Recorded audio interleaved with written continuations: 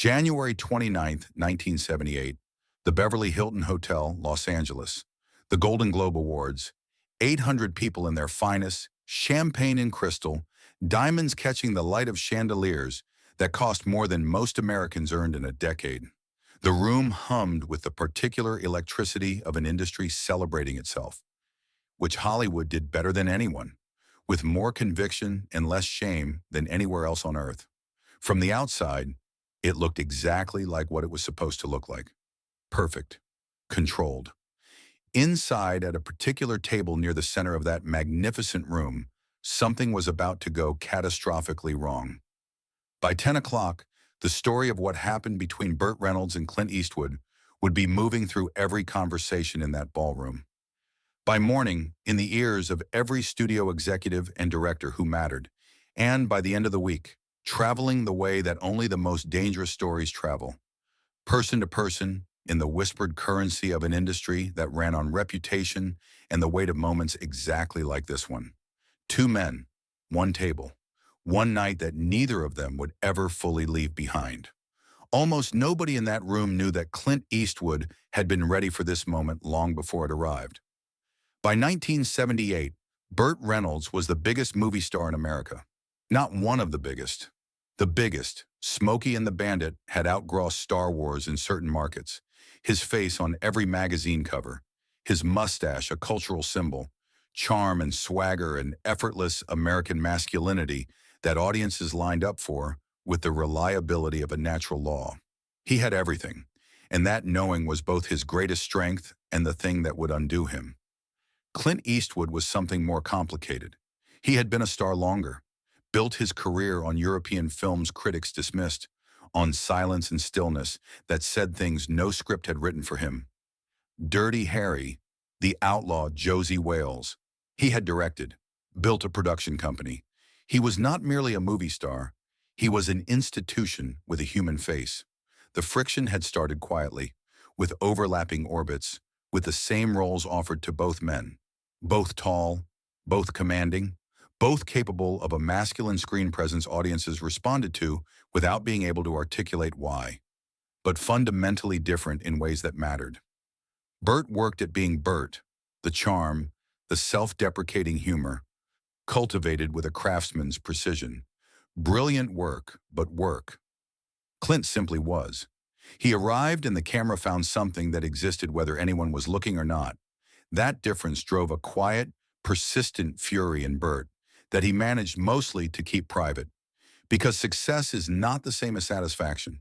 And Burt Reynolds, at the peak of his commercial power, had a specific wound that no box office number could touch. The Beverly Hilton ballroom was full by 7:30, 800 conversations, undercut by the discreet percussion of silverware, cigarette smoke drifting in thin columns above the tables, caught in the chandelier light. Burt had been drinking since 6, not heavily, steadily, the kind of drinking that amplifies rather than impairs. That turns the things you almost think into the things you actually say. Clint was already seated when Burt spotted him across the room. He sat with both hands on the white linen, his posture carrying that quality of complete physical settledness that had become, over 20 years, as much a part of his identity as the squint or the voice. A man with nowhere else he needed to be and nothing else he needed to prove. That quality, that infuriating magnetic quality of not needing anything from the room, was the thing that had always gotten under Burt's skin. Everyone else at events like this wanted something. Clint seemed to want nothing, and somehow that nothing made him the gravitational center of every room he occupied. The first hour passed, awards were given, and then the category was announced that Burt had been privately certain was going his way. It did not go his way. Clint's table applauded politely. Burt's went carefully quiet. Burt set down his drink, looked across the room, and stood up. 30 feet of Golden Globe ballroom carpet, 30 feet that would become the most significant distance of the evening's unofficial history.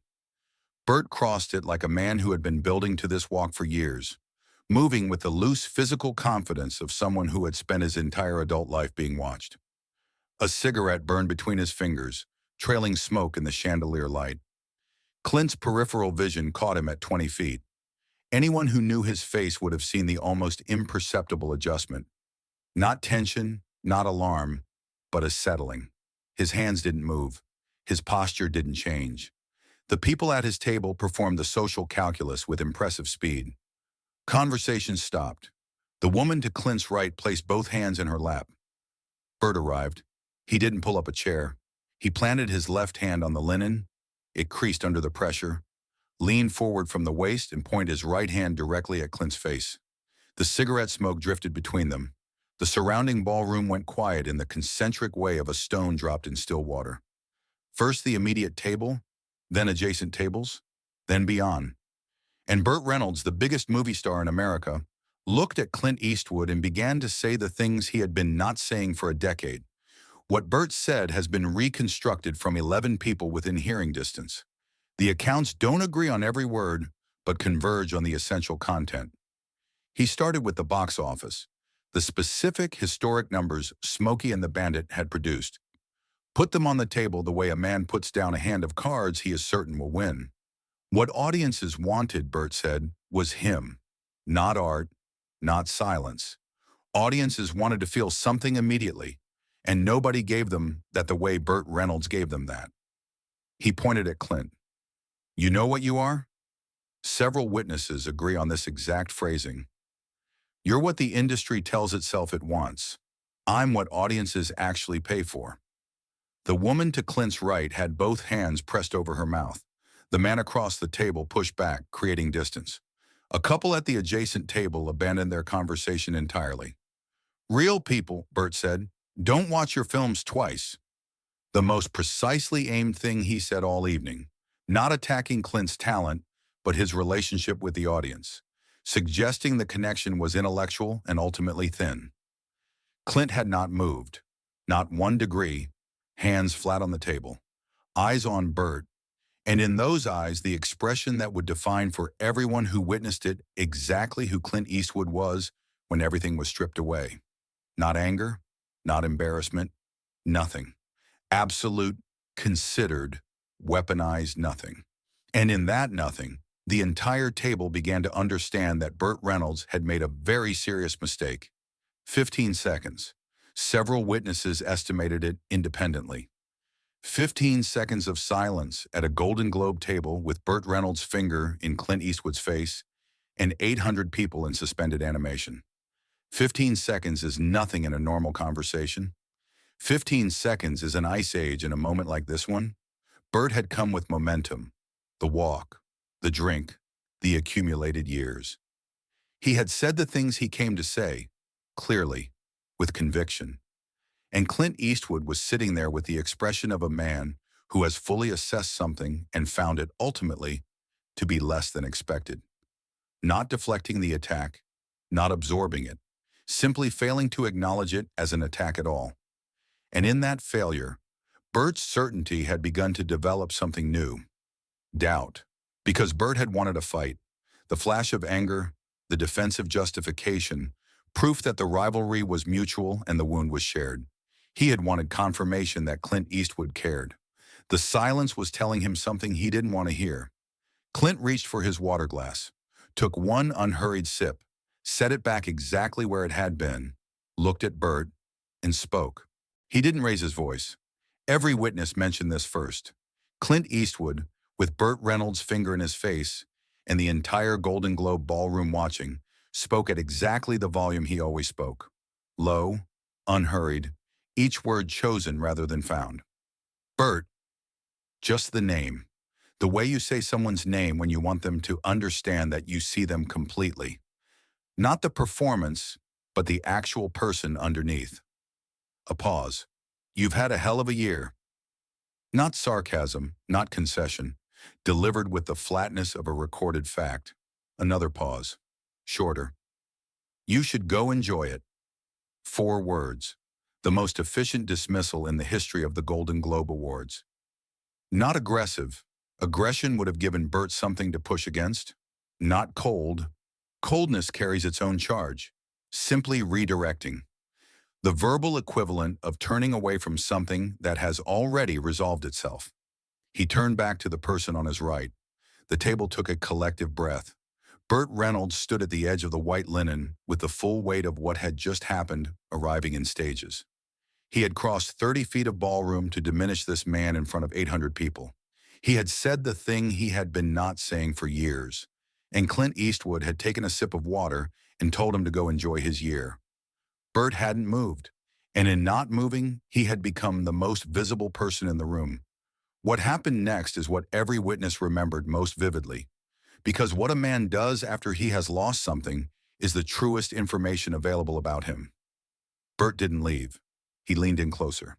"That's it?" Voice different now.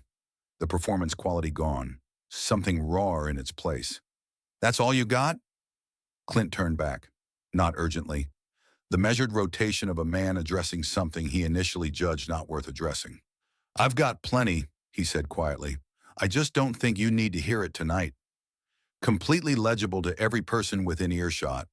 Not that Clint was holding back out of mercy. That the full accounting wasn't necessary. That Bert already knew, somewhere underneath the momentum and the champagne, exactly where the ground stood between them. Bert stood there, cigarette almost burned to the filter, smoke drifting between them, his face carrying something complicated. The last of the aggression still visible, but underneath it, something quieter. The look of two people who have arrived at an understanding neither had planned for. He straightened, adjusted his jacket, took a final draw of the cigarette, and walked back across 30 feet of Golden Globe ballroom carpet. The room exhaled, and then something happened at Clint's table that nobody had predicted and nobody who witnessed it ever forgot. The producer seated directly across from Clint began to laugh. Not loud, not performative. The quiet kind that escapes when reality delivers a punchline no writer could have constructed. Clint's expression contained, for the first time all evening, something approaching amusement. Not triumph. Triumph would have been undignified. The quiet recognition of an absurdity both men could now afford to acknowledge. Two or three others at the table followed, carefully. The kind of laughter that acknowledges something without celebrating it. The ballroom had returned to its normal sound, but the conversation at every table for the rest of the evening included some version of what had happened. The story already in transit, moving person to person with the speed of information that people feel they've witnessed personally and cannot resist sharing. By morning, it had reached the studios. By Wednesday, the trades were asking questions nobody answered. By the end of the month, the story had the shape it would keep for decades. Not as a scandal, not as a rivalry confirmed or denied, but as a moment. A witnessed moment in which two men occupied the same table and something real was revealed about both of them. But there was one more thing. Something Clint said quietly to the woman on his right after Bert walked away. Something overheard and preserved because it was the kind of thing that, once heard, could not be forgotten. The woman to Clint's right waited until the noise had rebuilt itself, then leaned toward him. "That was something," she said. Clint looked at the table for a moment. The pause of a man deciding whether to say the thing he is actually thinking or the thing that is appropriate. He said the actual thing. "Bert's the best at what Bert does," he said. "Nobody's better. But he came over here tonight because he needed me to tell him that. And I'm not the right person to do it." She asked what he meant. "When a man walks across a room to make you feel small," he said, "he's usually trying to stop feeling small himself. I can't fix that for him. Nobody can fix that except him." He picked up his water glass. "He'll be fine. He always is." Burt Reynolds' career went through the full arc Hollywood careers go through. The peak, the plateau, the recession, the rediscovery. He won a Golden Globe in 1998 for Boogie Nights. He gave interviews in his later years that were among the most honest any actor of his generation had given. He never publicly addressed that January evening. Clint Eastwood directed his first Oscar-winning film in 1992, then another in 2004. He continued working into his 90s with the stubbornness of a man who has never confused stopping with dignity. The two men were photographed together at industry events in the decades that followed, always cordial, never close. Some distances, established between people of a certain character in a certain moment, become part of the permanent landscape of a relationship. But every person at the Beverly Hilton that January night, Every person who watched Burt Reynolds cross 30 feet of Golden Globe ballroom carpet, say everything he had been not saying for years, and receive 4 words and a glass of water in return, carried the memory in the way genuine human moments get carried, not as gossip, as something more durable. Bert had needed something that night. He had crossed a room to get it, and Clint had given him the most honest thing available. Not the confrontation, not the validation, not the confirmation that the wound was shared. Just 4 words and the quiet dignity of a man who had never needed the room to tell him where he stood. You've had a hell of a year. Go enjoy it. That was the whole story. That was all it needed to be. Some rooms remember what happens in them. This one never stopped.